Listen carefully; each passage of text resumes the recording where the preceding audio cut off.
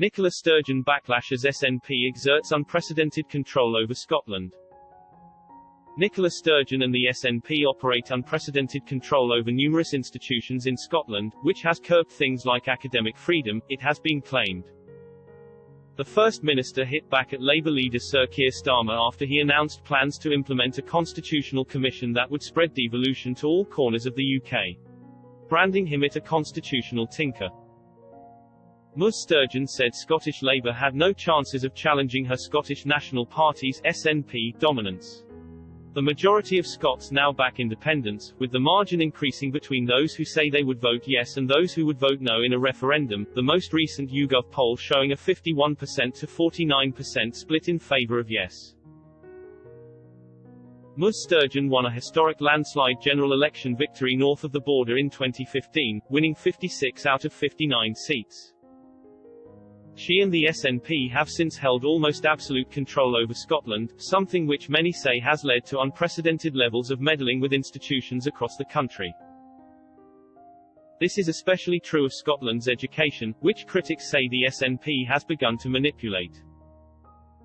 Last week, Sir Tom Devine, one of Scotland's best-known historians, condemned a resource used to teach schoolchildren as a perversion of history and blatant propaganda. A timeline of Scottish history, stretching back to 1296, was deleted from Education Scotland's website this week following the criticism, something teachers were urged to use in their lessons. Professor Adam Tompkins from the University of Glasgow and an MSP for Glasgow, in a 2015 The Conversation piece, wrote about how the SNP were working to exert unprecedented controls on ranging aspects of Scottish life, institutions, and academic freedom.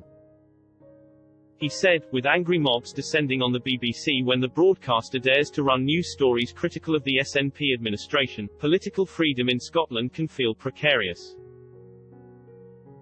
SNP ministers may say they oppose any attempt to alter the UK's human rights laws but, at the same time, the human rights of Scots are repeatedly jeopardised by SNP policy. Very little of this is understood outside of Scotland. From elsewhere in the UK, the SNP leader, Scotland's First Minister Nicola Sturgeon, looks the consummate social democrat. Poised, elegant and polished, and passionate in her rhetoric and commitment to social justice, Sturgeon is indeed a great performer.